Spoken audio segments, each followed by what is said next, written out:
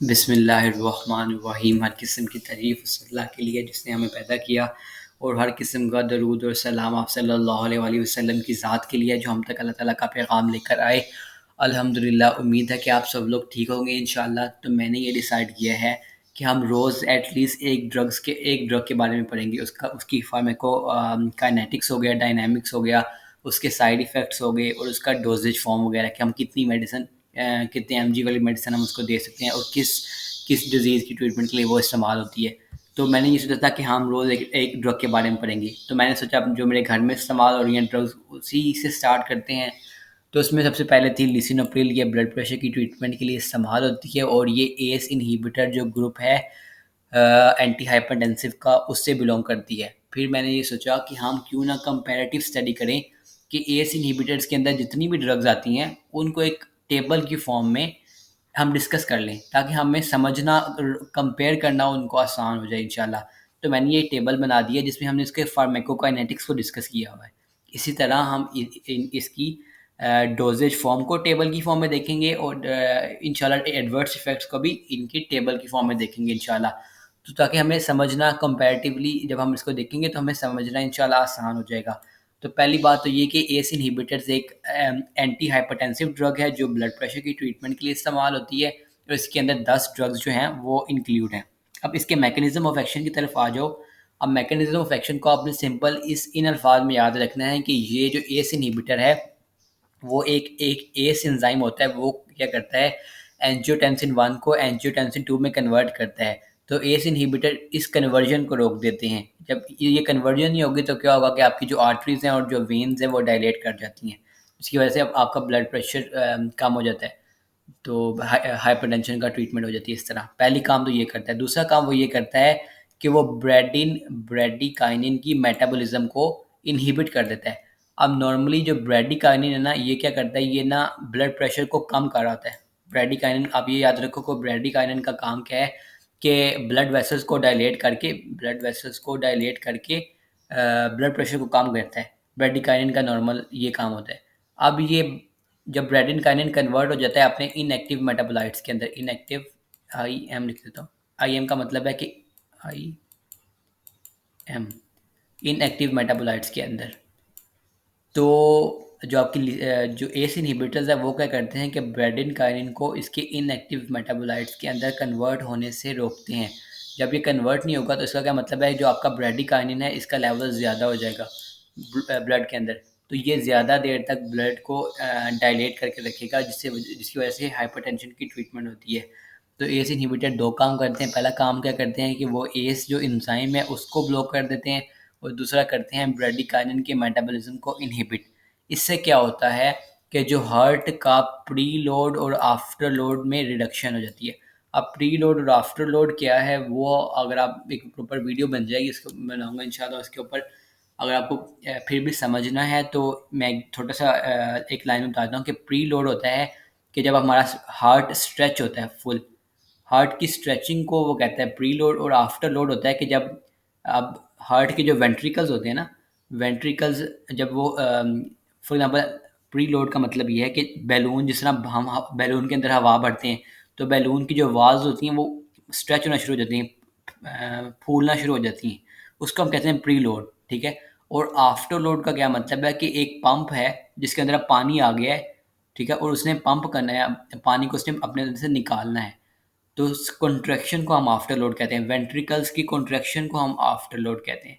उम्मीद है शायद आपको समझ आ गई होगी pre load after load reduction की। अच्छा, रिडक्शन का क्या मतलब है कि जब नॉर्मली क्या होता है कि हाई ब्लड प्रेशर के केस में जो आपका हार्ट होता है ना, वो बहुत ज़्यादा तेज़ी से कॉन्ट्रैक्ट कर रहा होता है, और उसकी स्ट्रेचिंग बहुत ज़्यादा हो रही होती है, और उसकी कॉन्ट्रैक्शन भी ज़्यादा हो रही होती है। तो इसकी वजह से क्या होता है कि आपको हार्ट फेलियर के चांसेस होते हैं।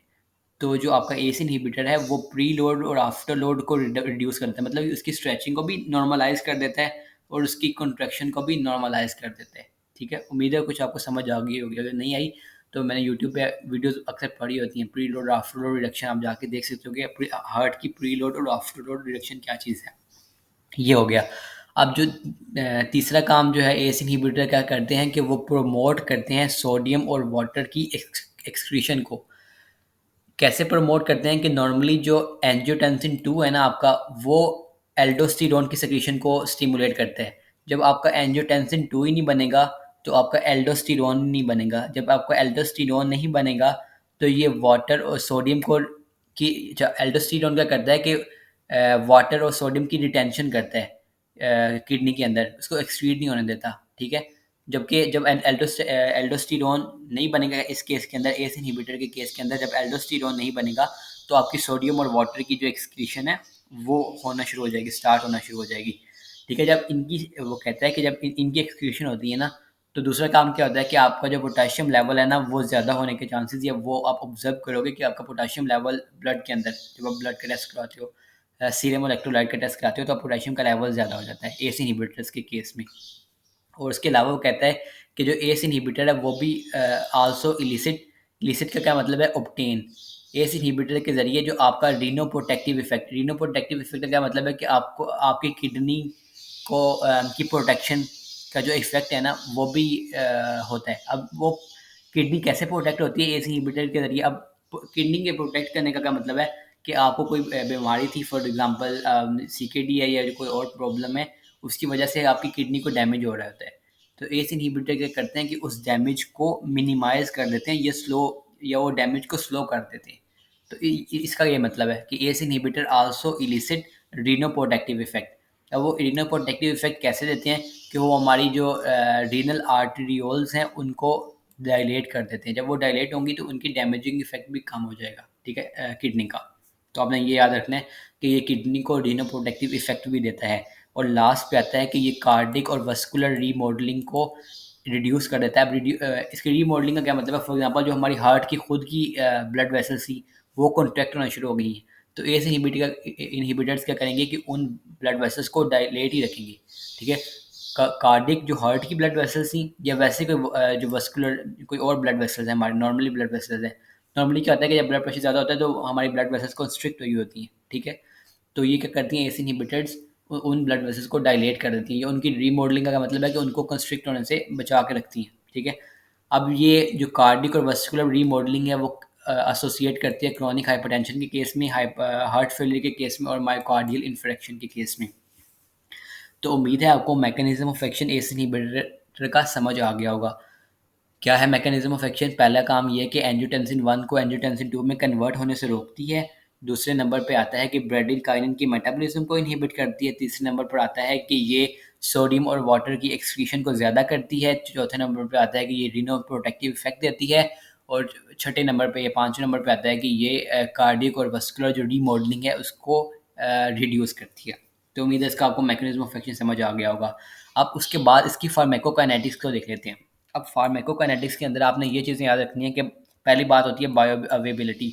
अब बायो अवेबिलिटी क्या है कि कितनी अमाउंट ऑफ ड्रग आपकी ब्लड प्लाज्मा के अंदर, या ब्लड वेसल्स के अंदर, ब्लड प्लाज्मा के अंदर पहुंची है, ठीक है। अब इसका क्या मतलब है? अब इस केस में क्या है कि लिसोनोप्रिल की जो बायो अवेबिलिटी है वो 25% है। इसका क्या मतलब है कि अगर हमने 100 मिलीग्राम की लिसोनोप्रिल दे दी, पहली बात तो ये होती नहीं है, 40 मिलीग्राम की मैक्सिमम होती है इसकी जो डोज है।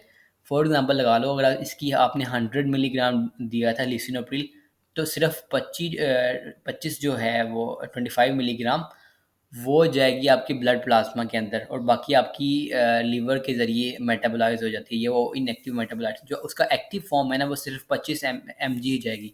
इसी तरह अब जो बेनाजिप्रिल है उसका 37% जाएगी। कैप्टोप्रिल की बायोअवेलेबिलिटी ज़्यादा है, 70 to 75% है। इनैलाप्रिल की 60% है। इस तरह बाकियों की भी बायोअवेलेबिलिटी है। दूसरे नंबर पे आता है ऑनसेट ऑफ एक्शन, कि अब वो प्लाज्मा के अंदर तो पहुंच गई है। जब फॉर एग्जाम्पल मैंने मेडिसिन खाई थी तो उसका जो इफेक्ट है वो 1 घंटे बाद स्टार्ट होना शुरू हो जाता है, और जिसका पीक इफेक्ट है वो 6 घंटे बाद आपको ऑब्टेन हो जाता है। तो दूसरा पॉइंट था ऑनसेट। तीसरा पॉइंट आता है ड्यूरेशन, कि कितना इसका ड्यूरेशन होता है इफेक्ट का। फॉर एग्जाम्पल आपने लिसिनोप्रिल खाई थी, वो कितनी देर तक ब्लड प्रेशर को लो करके रखती है। तो तीसरे नंबर पे आता है ड्यूरेशन। ड्यूरेशन इसकी है 24 आवर्स। उसके बाद है पीक प्लाज्मा टाइम। ये भी इसका जो है पीक प्लाज्मा टाइम का क्या मतलब है कि इसका मतलब है कि प्लाज्मा के अंदर इसकी मैक्सिमम कंसंट्रेशन है, जिसकी वजह से जो इसका मैक्सिमम इफेक्ट भी ज़्यादा होगा। जब इसकी कंसंट्रेशन भी ज़्यादा होगी तो इसका जो मैक्सिमम इफेक्ट है ब्लड प्रेशर को कम करने का वो भी ज़्यादा होगा। अब इसका ऑनसेट 6 घंटे था ना, पीक ऑनसेट के अंदर देखा ना आपने, पीक जो है इसकी 6 घंटे में, तो इसी तरह जो इसका पीक प्लाज्मा लेवल टाइम था वो भी 6 से 8 घंटे है। मतलब इसका मतलब है कि 6 से 8 घंटे में इसका प्लाज्मा के अंदर जो इसकी कंसंट्रेशन होगी वो मैक्सिमम होगी। और जो प्लाज्मा की कंसंट्रेशन जिस पे ये थेराप्यूटिक इफेक्ट देता है, एक होता है ना कि फॉर एग्जांपल इसका क्या मतलब है, 1 से 5 नैनोग्राम पर एमजी पर एमएल इसकी अगर कंसंट्रेशन होगी तो ये थेराप्यूटिक इफेक्ट देगा। थेराप्यूटिक इफेक्ट का क्या मतलब है कि ये ब्लड प्रेशर को कम करना शुरू कर देगी। अगर इससे कम इसकी क्वांटिटी होगी तो ये ब्लड प्रेशर को कम नहीं करेगी। सिंपल, आपने ये याद रखना है, ठीक है। उसके बाद है, अब इसके नंबर 2 पे आता है डिस्ट्रीब्यूशन। अब डिस्ट्रीब्यूशन का काम, डिस्ट्रीब्यूशन में दो चीज़ें आती हैं। एक होती है प्रोटीन बाउंड। प्रोटीन बाउंड इसका जो 25% है ना, वो प्रोटीन के साथ बाउंड कर जाता है, प्लाज्मा प्रोटीन के साथ, ठीक है। अब प्रोटीन बाउंड का क्या मतलब है कि आपकी जो ड्रग है ना वो उसका अब अपने ये पॉइंट याद रखना है कि जितनी आपकी जो ड्रग है वो प्रोटीन बाउंड ज़्यादा होगी ना, उतनी उसकी हाफ़ लाइफ ज़्यादा हो जाएगी। हाफ़ लाइफ का क्या मतलब है कि उतनी देर से वो आप कह लो कि इसकी एलिमिनेशन उतनी ज़्यादा देर से होगी। जैसे आप देखो इस केस में क्या होगा कि इसकी हाफ़ लाइफ 12 घंटे है। अगर यहाँ पे ये 50% प्रोटीन बाउंड होती है तो मैक्सिमम चांसेस था कि ये 12 घंटे से ज़्यादा इसकी हाफ़ लाइफ हो जाती। क्योंकि प्रोटीन बाउंड का क्या मतलब होता है कि ये जो भी ड्रग प्रोटीन बाउंड ज़्यादा होती है ना, तो उसकी एलिमिनेशन के चांसेस कम हो जाते हैं, ठीक है। अब इसको ज़्यादा डिटेल में आप पढ़ोगे तो अब अगर आप नॉर्मली आप देख सकते हो जाके यूट्यूब के ऊपर के फार्माकोकाइनेटिक्स ऑफ किसी भी ड्रग्स की फार्माकोकाइनेटिक्स के जब आप देखोगे कि कोई भी ड्रग जब प्रोटीन बाउंड होती है तो क्या होता है, तो उसको आपको बताएंगे कि एक डेपोट बन जाता है और वो एक लंबाई, आपने सिर्फ ये याद रखना है कि जितनी कोई ड्रग ज़्यादा प्रोटीन बाउंड होगी ना तो उसका हाफ लाइफ उतना ही ज़्यादा हो जाएगा। अगर आपको ये पॉइंट नहीं समझ आई तो आप जाके देख सकते हो। उसके बाद है रीनल क्लियरेंस, कि कितने परसेंट जो ड्रग है वो मतलब कि आपकी किडनी के ज़रिए वो क्लियर हो रही है। क्लियरेंस का क्या मतलब है कि वो किडनी के ज़रिए उसकी एलिमिनेशन हो रही है। तो इसका जो रेट है 106 ml पर मिनट है, ठीक है। इस तरह जो टोटल बॉडी क्लियरेंस है, अब एक होती है रीनल क्लियरेंस, एक होती है टोटल बॉडी क्लियरेंस। अब टोटल बॉडी क्लियरेंस क्या होती है कि इसमें आपकी हिपैटिक क्लियरेंस भी आ जाती है और उसके अलावा लंग्स क्लियरेंस है और उसके अलावा भी डिफरेंट क्लियरेंस, जितनी भी क्लियरेंस आ जाती है ना वो बॉडी के अंदर, तो वो सारी आ जाती हैं, ठीक है। तो इसकी जो टोटल बॉडी क्लियरेंस है वो 250 ml पर मिनट है। अब इसके अलावा जो इसकी एक्सक्रीशन है वो इंटायरली जो है वो यूरिन के थ्रू होती है, मतलब excreted unchanged entirely in the urine. और इसको आप डायलिसिस के ज़रिए भी इसकी एलिमिनेशन हो सकती है, रिमूव्ड बाय हेमोडायलिसिस। इसी तरह हर ड्रग की मैंने एक टेबल की फॉर्म में बना दिया हुआ है। अच्छा, कुछ ड्रग्स के मेटाबोलाइट्स होते हैं, जिस तरह ये है कि लिसिनोप्रिल है वो डज नॉट अंडरगो मेटाबॉलिज्म, इसके मेटाबोलाइट्स नहीं बनते, ठीक है। इसलिए इसका लीवर की तरफ जाती नहीं है, तो ये इसका प्लस पॉइंट है कि इसकी मेटाबॉलिज्म नहीं होती। जबकि बाकी सब में देखोगे आप कि इसके भी मेटाबोलाइट्स बन रहे हैं, जैसे इसका जो बेनाजिप्रिलेट जो है वो इसका एक्टिव मेटाबोलाइट बन जाता है लीवर के अंदर। तो इस तरह बाकियों का है कैप्टोप्रिल सिस्टीन डाइसल्फाइड जो इसका इनएक्टिव मेटाबोलाइट बन जाता है, ठीक है। तो ये इनका कंपैरिजन है। अगर आपको कोई पॉइंट समझ नहीं आता तो आप इसे गूगल कर लेना। जो मैंने आपको मेन जो पॉइंट आपको पॉइंट बताती है कि एक होता है बायोअवेबिलिटी। बायोअवेबिलिटी का क्या मतलब है कि वो कितनी पहुंची है, उसके बाद ऑनसेट ऑफ एक्शन है, कितने ड्यूरेशन तक वो काम कर रही है, उसका पीक प्लाज्मा टाइम कितना था, थेराप्यूटिक प्लाज्मा कंसंट्रेशन। अच्छा, ये सारी चीज़ें देख के कंपेयर करके हम डिसाइड करते हैं कि हम कौन सी जो ड्रग है वो ज़्यादा बेनिफिशियल है। जब हम इनका वो पढ़ेंगे साइड इफ़ेक्ट और इनकी डोज़ को भी जब हम पढ़ेंगे ना, डोज़ को, और हम इसको किन प्रॉब्लम्स को ट्रीटमेंट के लिए हम इसको इस्तेमाल, नॉर्मली हमें ये पता है कि ब्लड प्रेशर की ट्रीटमेंट होती है। अब ब्लड प्रेशर काफ़ी चीज़ों की वजह से हो सकता है, जैसे क्रोनिक हाइपरटेंशन के केस में भी हो सकता है, हार्ट फेलियर के केस में भी, मायोकार्डियल इन्फेक्शन के केस में भी हो सकता है। तो हम इनको भी बारी बारी इंशाल्लाह पढ़ेंगे।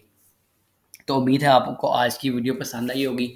अगर आपको आई है तो आप लाइक और सब्सक्राइब कर देना। इंशाल्लाह इसकी अगली वीडियो भी बनाएंगे इसके ऊपर। अगर आप कोई सजेशन देना चाहते हो कि यार इसको इस तरह आप एक्सप्लेन कर दो या इसका तो आप मुझे आइडिया दे सकते हो।